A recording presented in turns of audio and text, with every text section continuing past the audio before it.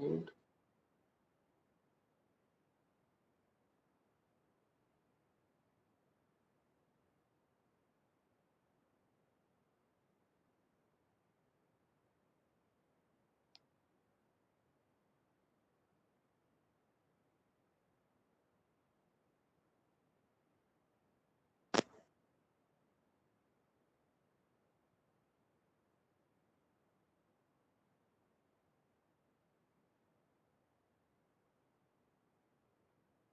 तो ideal gas हो गया, कैरेक्टरिस्टिक गैस इक्वेशन के आर का यूनिट हमने दे लिया, यूनिवर्सल गैस कांस्टेंट हो गया जिसका इक्वेशन है R U is equal to R into M.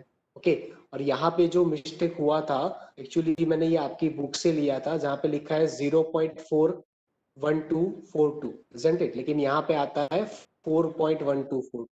Okay, तो ये मिस्टेक का मैंने करेक्ट कर लिया, आप देख लो एक बार। ओके, चलो, तो अभी हम आगे बढ़ते हैं एवोगैड्रोस लॉ। तो एवोगैड्रोस लॉ जो है वो उसका स्टेटमेंट क्या है वो पहले देखते हैं और वो क्यों यूज होता है। ये एक जनरल लॉ है जैसे बॉयल और चार्ल्स लॉ है, तो उसका स्टेटमेंट देखते हैं। स्टेटमेंट ये है उसका कि equal volume of different gases, equal volume of different gases at the same temperature and pressure. सुनो हेलो, सुनो, हाँ पीपीटी बोलो, નથી દેખાતી, पीपीटी નથી सर। શું વાત કરે? અરે અરે, ના મારામાં સર, દેખાય છે પીપીટી।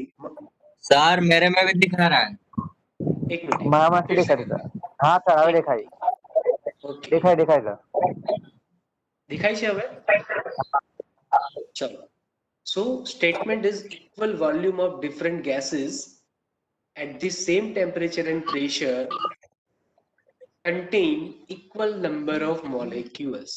ओके, इसका मीनिंग ये है कि अलग अलग गैसेस है, डिफरेंट गैसेस, ओके, अलग अलग गैसेस है और वो सबका वॉल्यूम सेम है, बरोबर।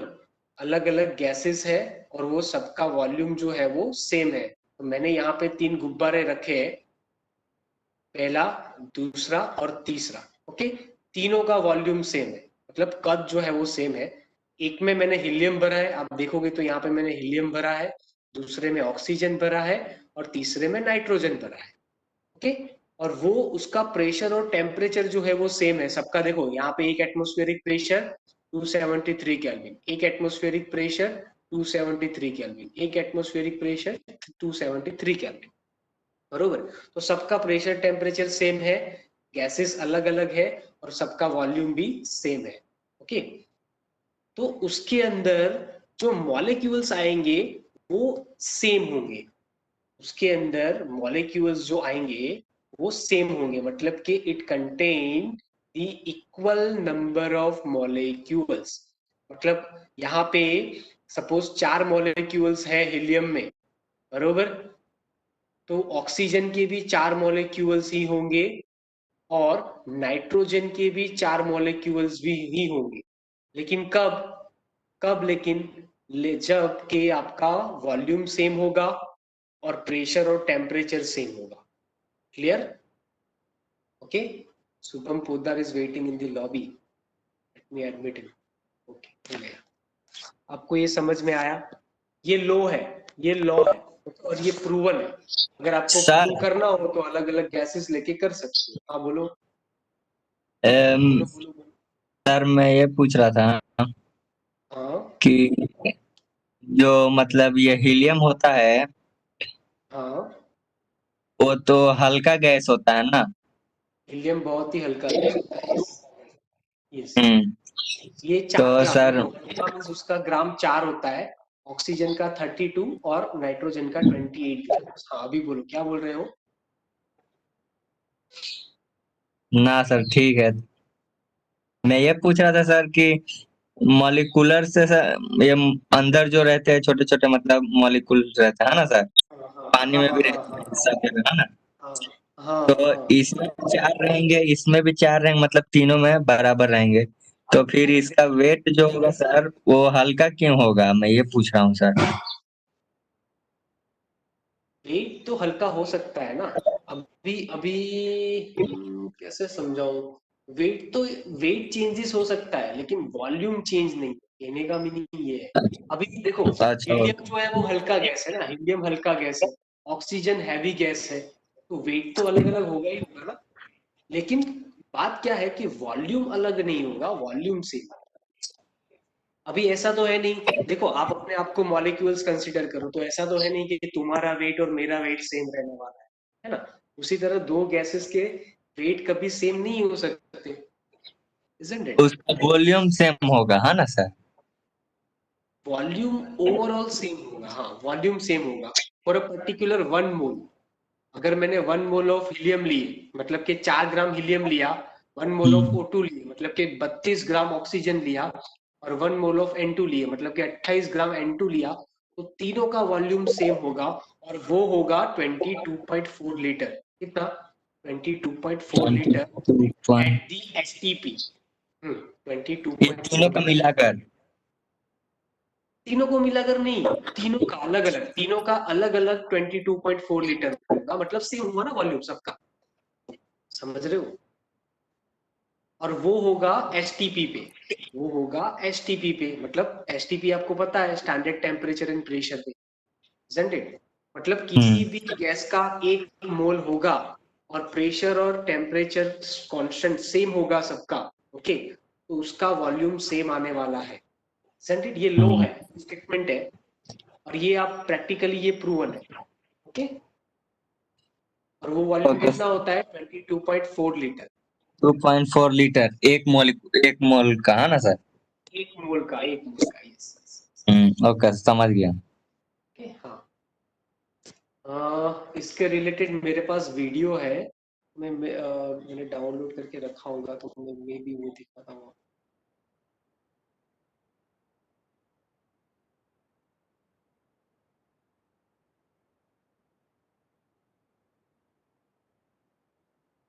ये रहा, 2 वीडियो है, पहले एवोगैड्रो वाला देख लेते हैं।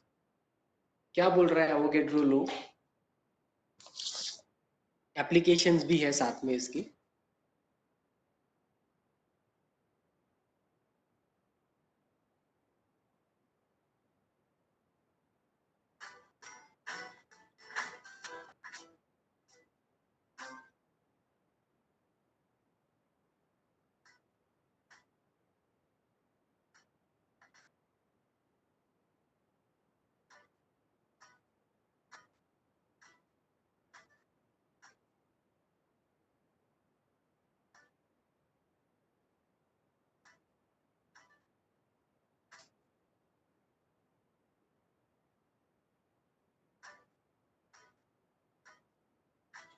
देखो क्या बोल रहे हैं यहाँ पे कि आपका जो वॉल्यूम ऑफ गैस है which is equal to the amount of substance, मतलब के नंबर ऑफ मोल्स, ओके, मतलब कि वो जो मोल्स है वो वॉल्यूम के साथ में रिलेशन में होंगे और वो सबके कांस्टेंट रहेंगे, ओके। उससे ऊपर से ये इक्वेशन आएगा और ये इक्वेशन हम प्रूव करेंगे अभी, ओके। और उसके रियल लाइफ प्रैक्टिकल एग्जांपल बताया गया है, वो या ये वाले है, देखो रियल लाइफ एप्लीकेशन। पहला है बलून, दूसरा है टायर और तीसरा हार्ट, अपना हृदय।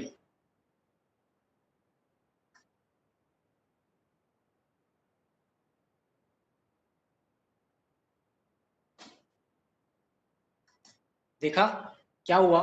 जैसे जैसे मॉलिक्यूल्स बढ़े, यहाँ पे 3 एग्जाम्पल दिए हैं। एक एयर है, उसका 2 मोल है, यहाँ पे लिखा है 2 मोल, ओके। तो 2 मोल में उसका जो वॉल्यूम है वो छोटा है, 3 मोल में वॉल्यूम बड़ा है, और 7 मोल में वॉल्यूम जो है वो बहुत ही बड़ा है, isn't it? तो इसका मीनिंग क्या हुआ कि जैसे जैसे आपके मोल बढ़ते हैं, मोल मीन्स क्या कि आपके मॉलिक्यूल्स, ठीक, जैसे जैसे मॉलिक्यूल्स बढ़ेंगे आपके, वैसे वैसे आपका वॉल्यूम बढ़ेगा, ओके।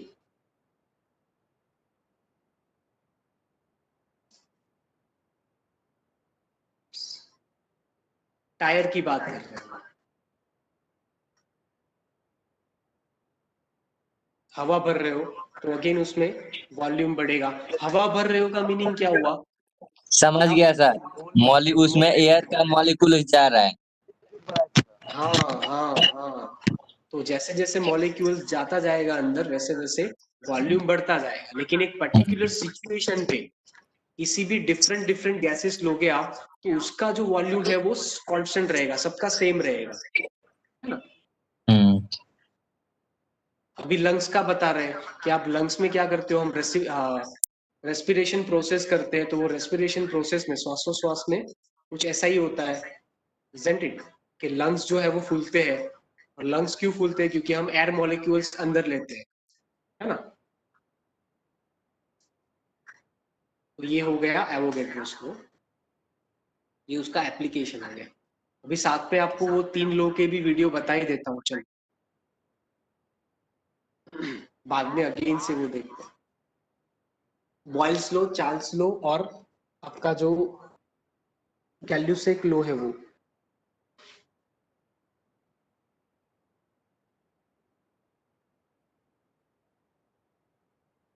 ये मैंने बताया था ना कि एक वीडियो है मेरे पास जिसमें याद रखने की अलग से टेक्निक है, तो ये आपको याद ऐसे कुछ रख सकते हो। ओके, देखो तो ध्यान से देखना।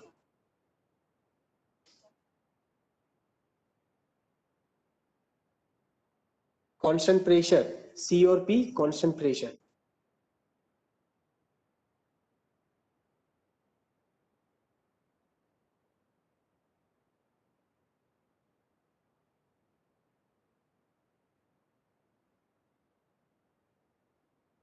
P constant, Cp means constant pressure, constant pressure होगा तो volume is proportional to T, और V और T नीचे है तो V1 by T1 is equal to V2 by T2, isn't it? उसका एग्जांपल बलून, मैंने भी बलून ही दिया था एग्जांपल एक्चुअली।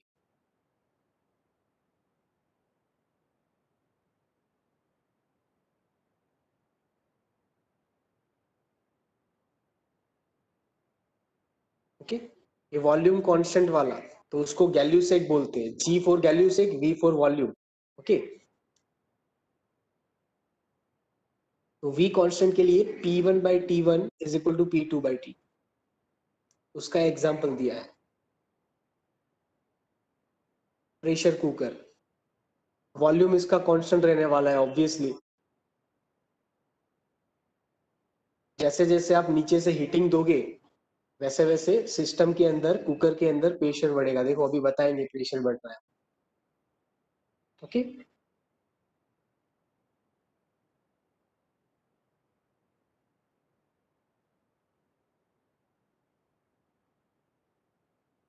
अभी बॉयल्स लो, पी के लिए बॉयल्स और टी के लिए टेम्परेचर, बरोबर। सो बॉयल्स लो के लिए क्या कांस्टेंट रहता है, टेम्परेचर। तो इस तरह से याद रखने की टेक्निक बताइए वो लोग। कांस्टेंट टेम्परेचर के लिए क्या होगा वो लोग बताएंगे। P is proportional to 1 upon V. So P1 V1 is equal to P2 V2, isn't it? ऐसे भी आप याद रख सकते।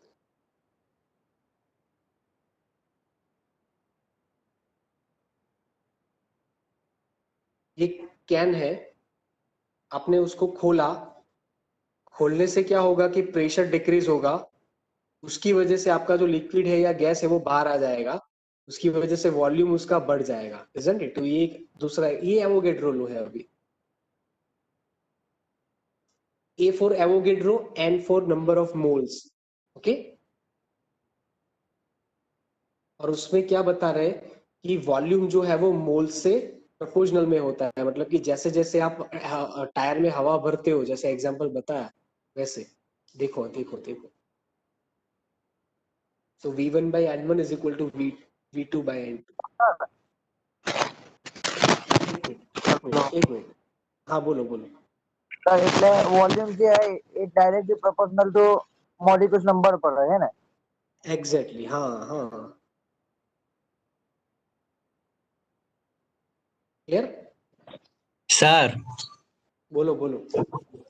सर वो पहला वाला दिखाया ना, वो मतलब सूर्य था तो उसका वॉल्यूम बढ़ रहा था, बादल आ गया कम हो गया। हाँ एक मिनट, मैं कुछ समझ नहीं पाया उसको। क्यों नहीं समझ पाए। सूर्य की वजह प्रेशर से का क्या इतना होता तो है। सिर्फ पता है कि उसमें प्रेशर कांस्टेंट रहता है, लेकिन वॉल्यूम। देखो देखो, आया आया आया, देखो देखो देखो, मैं समझाता हूँ चलो।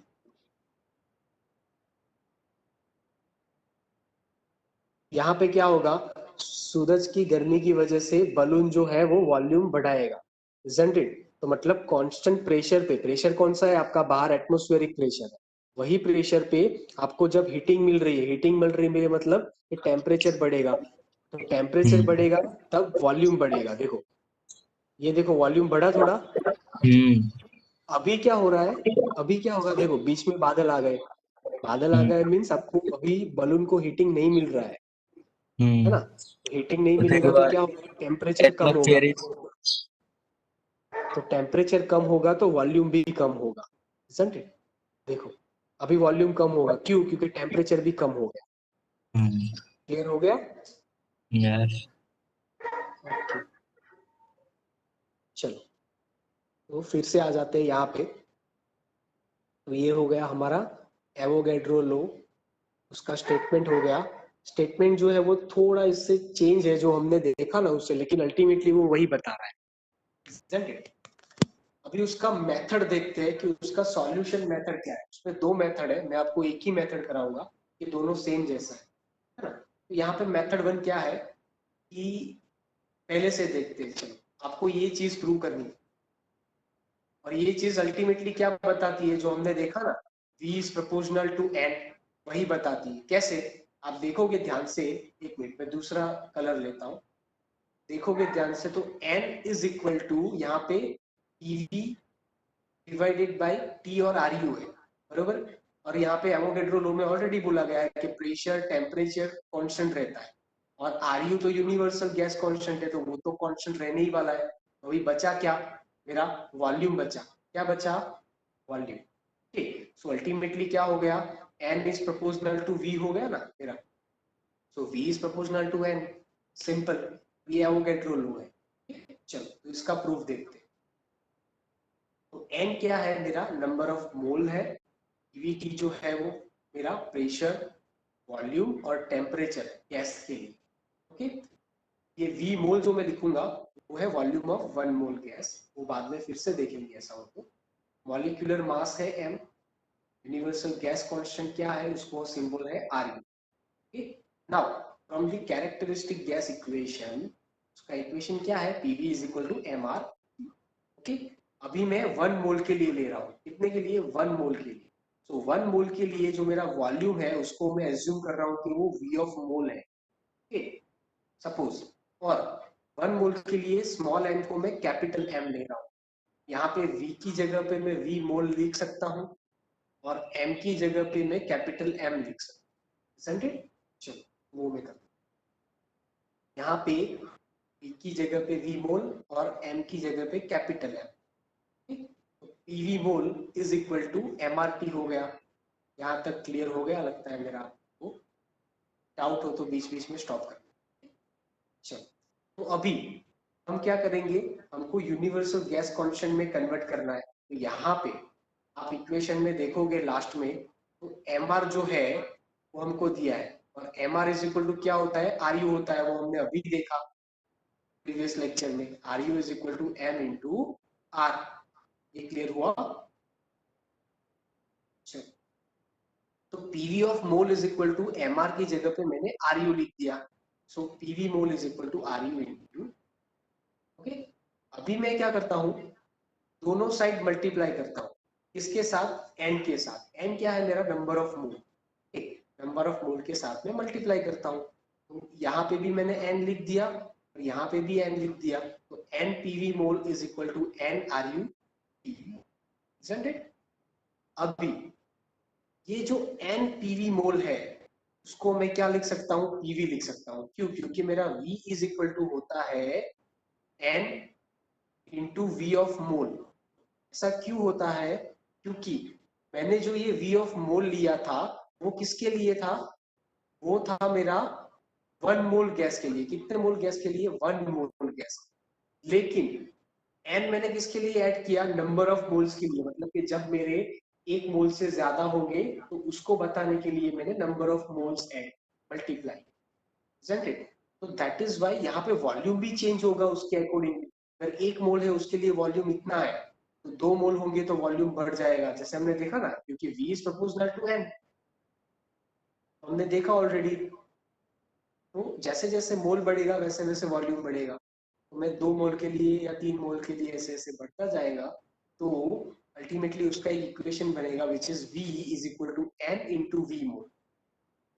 क्लियर? ओके, यहाँ पे मैं क्या कर रहा हूँ, ये जो मेरा N है और V मोल है उसको मैं लिख रहा हूँ V, सिर्फ V। तो V is equal to N into V mole. So PV is equal to N R U T हो गया मेरा। अभी एन को मैं एक साइड लेता हूं और आर यू टी जो है उसको मैं लेफ्ट साइड नीचे ले जा रहा हूं। सो एन इज इक्वल टू क्या बनेगा मेरा, पीवी तो ऊपर है ही और आर यू टी नीचे चला जाएगा। So N is equal to बना PV divided by R U T या फिर टी आर। क्लियर हो गया आपको ये कैसे आया? यहाँ तक कुछ डाउट हो तो बताओ। सो मेरा नंबर ऑफ मोल्स जो है उसका इक्वेशन आ गया। हाँ सर, क्लियर। क्लियर ना? ओके, सो हम्म। मैं 10 सेकंड वेट कर रहा हूँ, अभी भी किसी को डाउट हो तो एक बार देख लो ध्यान से। मैं 20 सेकंड वेट कर रहा हूँ, एक बार देख लो ध्यान से।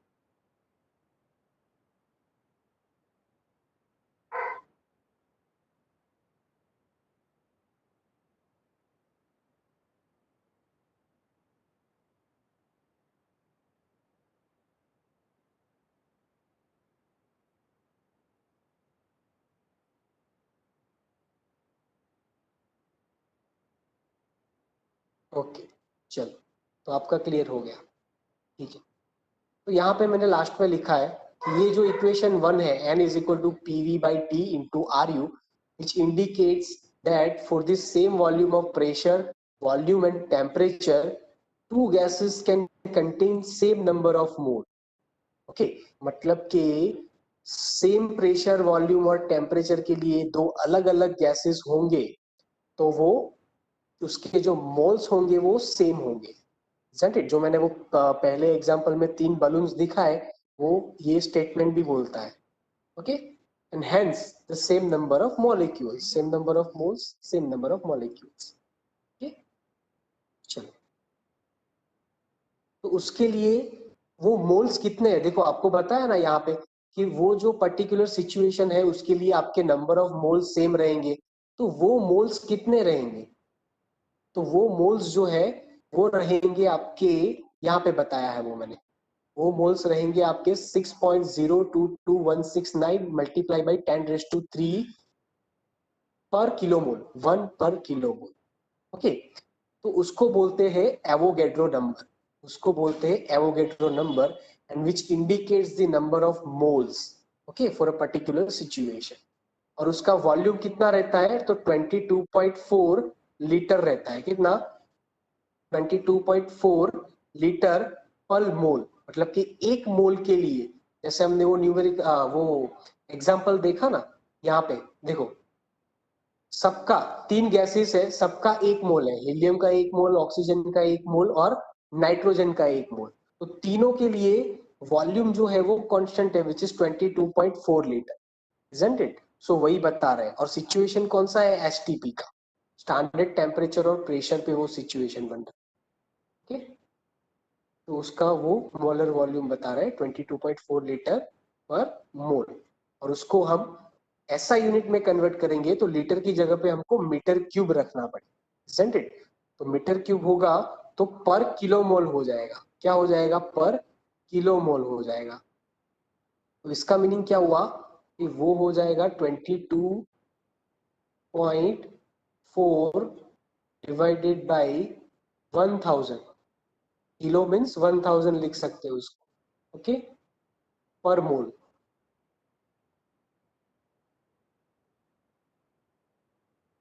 तो उसको हम करेंगे कैलकुलेशन, तो इसका आएगा 0.0224 मीटर क्यूब पर मोल आएगा। ओके, मीटर क्यूब पर मोल। क्लियर? तो ये हो गया मीटर क्यूब पर मोल में। चलो, उसका एवोगैड्रो नंबर देख लेना एक बार, है ना। ये मोल कंसेप्ट है, ये भी मैं आपको समझा ही देता हूँ यहाँ पे। चलो, तो मोल कंसेप्ट क्या है, मतलब कि किसी भी गैस है, कोई भी गैस है, उसका मोल क्या होता है उसके बारे में बताया गया है। तो यहाँ पे मोल मैंने लिखा है, mole is a word that represent a number much like a dozen. मतलब आप केले या ऐसा कुछ भी खरीदने जाते हो तो आप डजन में लेते हो, मतलब एक डजन मीन्स 12 पीस होते हैं, isn't it? तो उसी तरह यहाँ पे है कि भाई एक मोल ऑफ कार्बन है, बरोबर, तो उसके मोल कितने होंगे, कितने कितने 6.023 इंटू 10⁻23, जिसको बोलते हैं एवोगैड्रो नंबर। ओके, उसके मोल इतने होंगे। उसी तरह एक मोल सोडियम है, ये Na मीन्स सोडियम। ओके, तो उसके भी मोल सेम होंगे। और उसी तरह एक मोल क्लोरीन जो है उसके भी मोल सेम होंगे। देखो यहाँ पे बताया गया है 6.023 इंटू 10⁻23। लेकिन वो सबके जो वेट होंगे, मॉलिक्यूलर वेट या फिर मास, वो अलग अलग होंगे यहाँ। ओके, लेकिन 1 मोल के लिए वॉल्यूम तो सेम ही रहने वाला है, इसलिए उसको मोलर वॉल्यूम बोलते हैं। क्लियर? ये बहुत ही बढ़िया इमेज मुझे मिली है आपको समझाने के लिए। आई होप कि आपको समझ में आ गया होगा।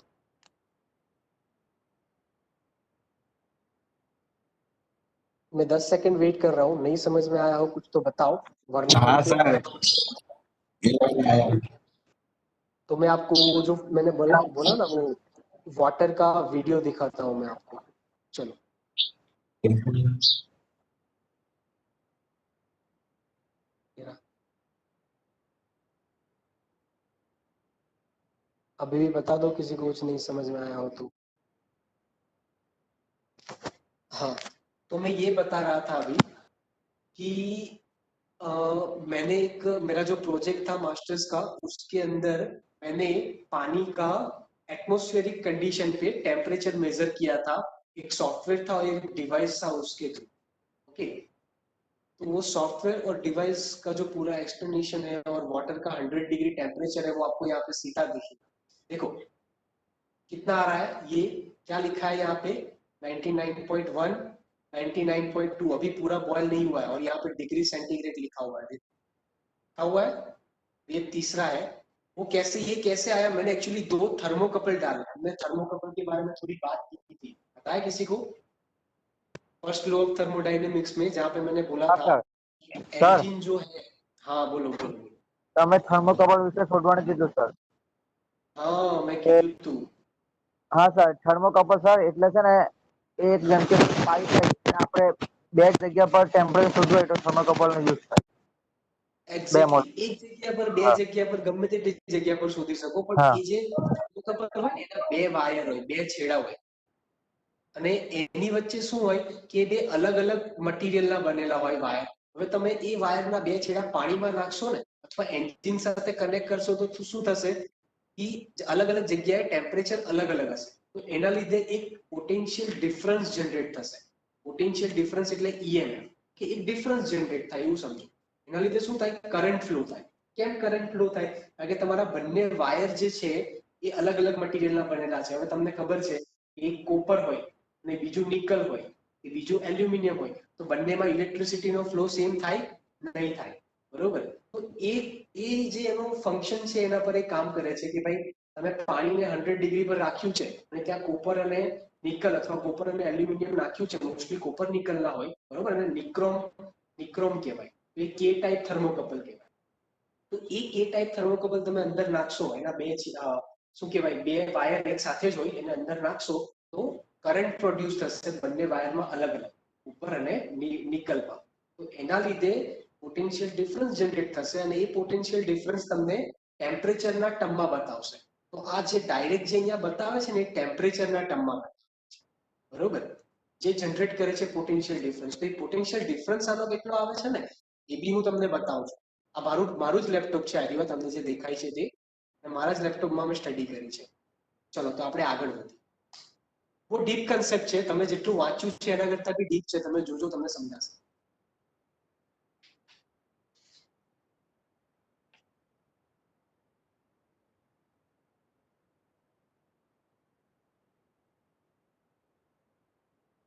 જો ટેમ્પરેચર વધે છે ધીમે ધીમે, મેં થર્મોકપલ નાખ્યા છે ને એ બી મેં બતાવ્યું છે।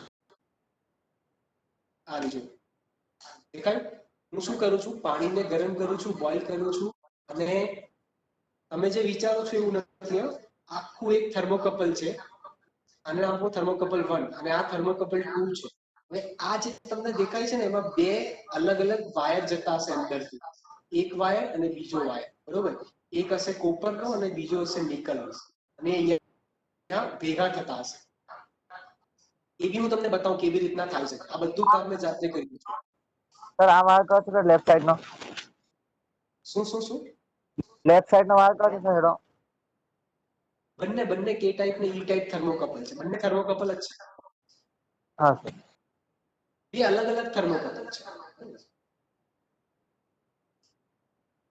જો આ પાણી બોઇલ થવા લાગ્યું એટલે એનું ટેમ્પરેચર જો 100 ડિગ્રી પર આવી ગયું બરોબર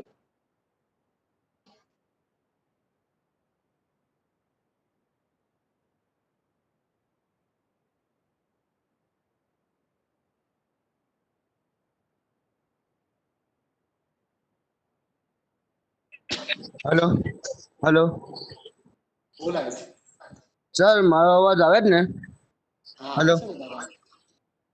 હમણાં નેટવર્ક ઇસ્યુ હતો એટલે જરાક મને શું શું તારો અવાજ કટ થયો પાછો આયુષ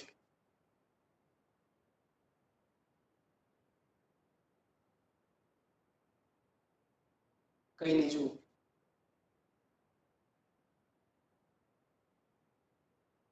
મારું જ લેપટોપ છે અને મારો કલીગ છે કદાચ આ મારો હાથ છે તો મારો કલીગ હશે બેમાંથી તમારો અવાજ નહીં આવતો અરે કેમ નથી આવતો વધારે નથી આવતો તારા નેટવર્ક પ્રોબ્લેમ લાગે છે આયુષને નેટવર્ક પ્રોબ્લેમ લાગે છે કે અભિષેક શુભમ પોદ્દાર અભિષેક અતુલ સમજાય છે ને मजा આવે છે ને हाँ अब ये सब मैं प्रैक्टिकली कर चुका हूँ है ना हाँ टाइम मिलेगा तो मेरा प्रोजेक्ट भी मैं आपको बताता हूँ आज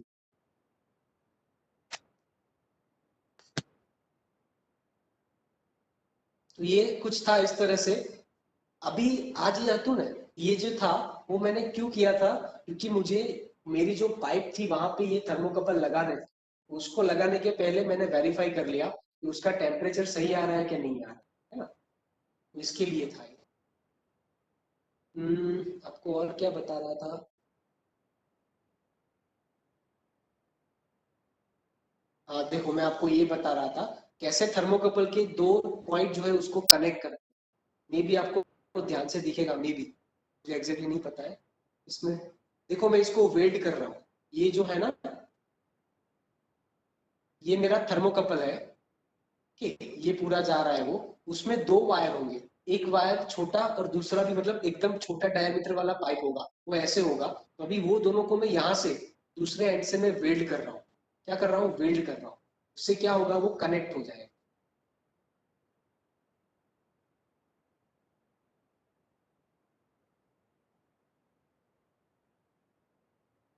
इसको वेल्ड करना बहुत ही टिपिकल है क्योंकि ये वायर जो है वो जल्दी मेल्ट हो जाता है हाई पावर पे उसको बहुत ही लो पावर पे मेल्ट करना पड़ता है सॉरी वेल्ड करना पड़ता है देखो दिख रहा है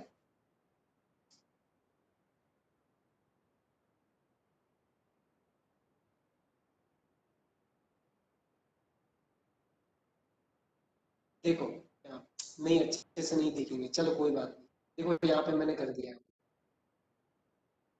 कोई बात नहीं चलो फिर मेरा प्रोजेक्ट बताता हूँ आपको मेरा प्रोजेक्ट जो है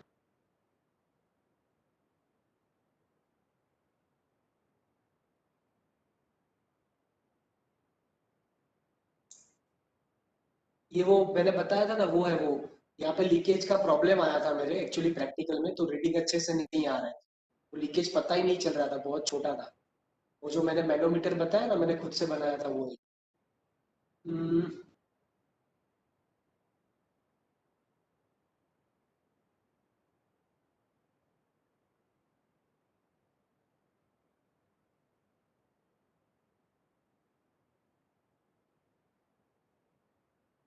ओके, ये मेरा प्रोजेक्ट है, इसको मैं भी हाँ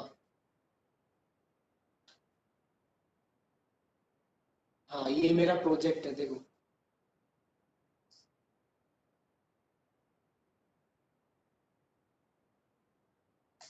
देखो यहाँ पे क्या है, ये पीसी जो दिख रहा है ना, मेरी जो पूरी सिस्टम थी, मेरा फिजिकल मॉडल जो था, उसमें जो कुछ भी रीडिंग थे वो सीधे यहाँ पे दिखते हैं।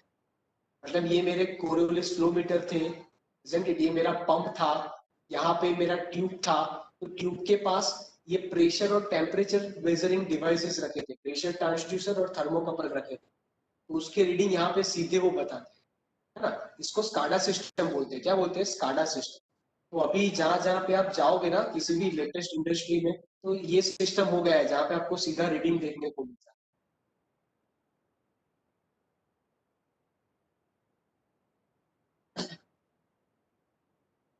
ये जो कैमरा दिख रहा है, इससे बहुत ही स्लो मोशन में आप जो फ्लूइड फ्लो हो रहा है उसको आप कैप्चर कर सकते हैं। ये वीडियो कैमरा, और ये कैमरा की प्राइस नियरली अबाउट 30 lakhs होगी, 25 to 30 lakhs। कितना? 25 to 30 lakhs। ओके, मैं जरा भी इधर उधर नहीं कर रहा हूँ, इससे कम हो सकती है, ज्यादा नहीं हो सकती। सब गवर्नमेंट का है सर? हाँ, ये सब गवर्नमेंट का है, एनआईटी का है।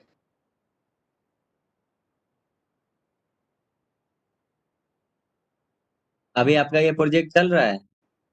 हाँ, मतलब अभी कोई है नहीं वहां पे, मेरे जो और एक गाइड है वो भी टीचर है, मतलब प्रोफेसर है, तो वो भी पढ़ा रहे। देखो, मैंने बोला ना कि वो कैमरा में जो आता है, देखो मैं हम्म। समझाता हूँ अच्छे से। ये कैमरा से जो आता है ना, वो यहाँ पे कैमरा से ये कैप्चर करता है। यहाँ पे मेरी ये जो ट्यूब है, ठीक, ये जो ट्यूब है वहां पे पानी का फ्लो हो रहा है गर्म करने के बाद, तो वो फ्लो में बबल्स आ रहे हैं क्योंकि वो हीटिंग कर रहा हूं मैं, तो बबल्स कैसे जाएंगे धीरे धीरे, वो यहाँ पे ये पीसी में बताया है। एक पीसी यहाँ पे है, एक पीसी ये रहा, isn't it? तो बहुत महंगा प्रोजेक्ट है। चलो देखते हैं वो कैसे हो रहा है कैप्चर, वो आपको मैं बता रहा हूँ। देखो, बहुत धीरे धीरे जाएगा। खत्म हो गया, दूसरे वीडियो में हूँ। हम्म,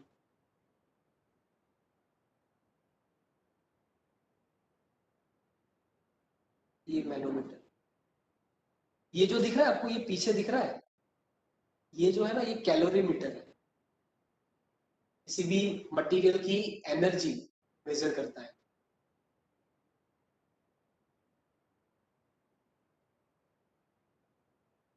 इसमें भी नहीं है वो।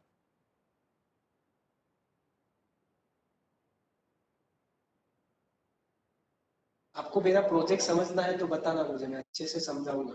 थोड़ा टिपिकल, हाँ जो देखो मैं ये बोल रहा था, ये जो है, ये डिफरेंस बताया है।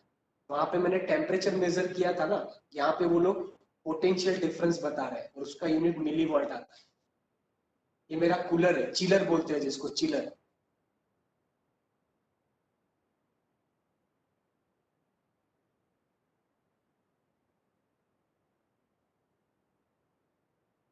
ये ये टेम्परेचर है, ये तो टेम्परेचर।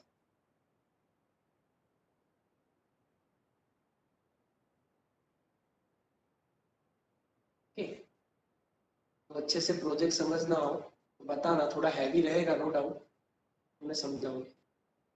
कुछ डाउट हो तो बताओ आज के सेशन में, यहाँ तक एवोगैड्रोस लो। ना सर, आज क्लियर है आज का। कल से हम देखेंगे स्पेसिफिक हीट। स्पेसिफिक हीट में दो आएगा, एक आएगा specific heat at constant volume, और दूसरा आएगा specific heat at constant pressure. आप ध्यान से पीपीटी देख रहे हो तो पता चलेगा सब मैथमेटिकल जा रहा है। देखो, सब मैथमेटिकल जा रहा है, isn't it? सो रेडी रहना, मेंटली रेडी रहना, बोर नहीं होना है। ओके, चलो मिलते हैं। और हाँ, हेलो, सब चले गए क्या? ना सर, मैं हूँ। आपका जो सिलेबस है ना, वो बता दे रहा हूँ। आपका जो सिलेबस है वो मिड सेमेस्टर के लिए एफएमएचएम में चैप्टर नंबर 1, 2 और 3, ओके। और थर्मोडायनेमिक्स में चैप्टर 1, 2 और तीसरा आज तक जितना चला है, मतलब कि एवोगैड्रोस लॉ, वहां तक। क्लियर? ओके। एफएमएचएम में चैप्टर नंबर 1, 2, 3 और थर्मोडायनेमिक्स में chapter number 1, 2 and up to the Avogadro's law in the 3rd chapter. चलो।